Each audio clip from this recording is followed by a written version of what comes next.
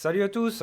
On se retrouve aujourd'hui pour vous faire un petit tuto sur comment télécharger et installer OCCT, un petit logiciel que j'ai découvert il n'y a pas si longtemps que ça, et qui pourtant a des fonctions qui sont plutôt pratiques, plutôt sympathiques. Bon, on commence sans attendre. Donc on va se rendre tout de suite sur le site de ocbase.com, je vous mettrai le lien dans la description.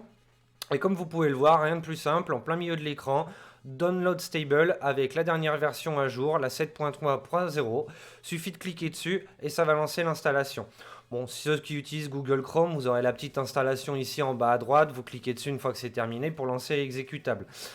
Pour les autres, rien de plus simple non plus, vous allez simplement dans votre dossier de téléchargement et vous retrouvez le petit icône de OCCT.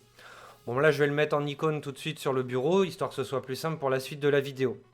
Une fois que c'est fait, vous double-cliquez dessus. Là, vous n'allez plus avoir d'image, il suffit de cliquer sur la sur la fenêtre qui va apparaître. Et vous attendez quelques instants qui viennent détecter un petit peu tout ce qui compose votre PC. Donc une fois que ça va être fait, comme je vous dis, ça peut être plus ou moins long. Voilà. On arrive sur cette page. Alors cette page, qu'est-ce qu'elle nous dit? Eh bien c'est simple, vous avez toutes les informations des éléments qui composent votre PC et plus particulièrement ce qui est connecté sur votre carte mère. Donc vous allez retrouver le système avec le processeur, son taux d'utilisation, là en cours de vidéo, la RAM. Vous allez pouvoir retrouver la même chose avec votre carte graphique, ce qu'elle est en train d'utiliser, etc. Sur le côté, vous allez retrouver tout ce qui est température, tension, la puissance en cours, la fréquence, la vitesse à laquelle tournent vos ventilateurs, les fréquences qui sont en cours. Et vous avez plein d'autres choses. Ça, je vous laisse à vous de vous amuser dessus. Et vous avez cette partie-là aussi, où, hop, vous voyez, les températures, les tensions, ça reprend un petit peu tout. Et vous pouvez constater la valeur, le minimum, le maximum. Vous avez tous les éléments à votre disposition. Vous le retrouvez aussi ici, en dessous du graphique. Vous pouvez cocher ou décocher, histoire d'avoir ici plus que les parties réellement qui vous intéressent. Donc vous voyez, là je suis sur l'onglet fréquences, donc il m'affiche toutes les fréquences. Si je reviens aux températures, il m'affiche toutes les températures. Ça peut être pratique dans des périodes de chauffe ou pour les gamers qui utilisent les composants à pas mal de leur capacité, histoire d'être sûr que tout ça est correctement refroidi, que ça ne vienne pas endommager les différents composants de votre ordinateur. Et puis il y a une autre option qui peut être sympathique pour détecter, réparer des erreurs ou voir même ce que votre machine a un petit peu dans le ventre. Vous avez ici en bas à gauche une partie de test. Donc vous pouvez planifier des tests ou simplement les déclencher vous-même. Il suffit pour ça de sélectionner le composant que vous voulez tester. Vous avez à chaque fois une petite bulle qui vous indique à quoi ça correspond. Vous pouvez après vous amuser dans les réglages à modifier les choses. Moi en général je les laisse par défaut.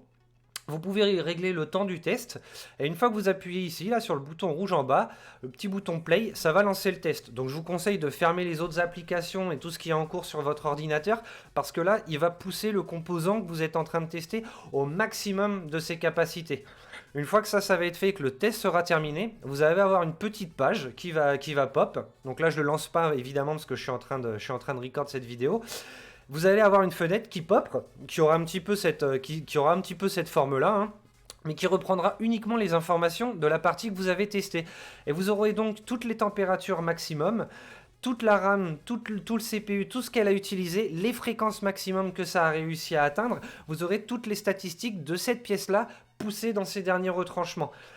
Et ce screen-là, vous pouvez, grâce à la petite option qui est en haut à droite, là, comme je vous montre, vous pouvez faire des screenshots pour éventuellement faire plusieurs tests sous plusieurs conditions, etc. Vous pouvez aussi laisser cette application de côté lorsque vous lancez un jeu, faire un screen, le mettre en off et refaire des screens pour comparer un petit peu les différentes valeurs que vous allez avoir sur votre PC à ces moments-là.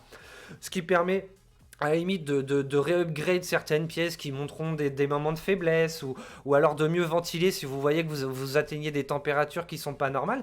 Et puis aussi, ça va vous permettre, si vous êtes intéressé par l'overclocking, d'avoir déjà une certaine référence concernant la pièce et de ses capacités.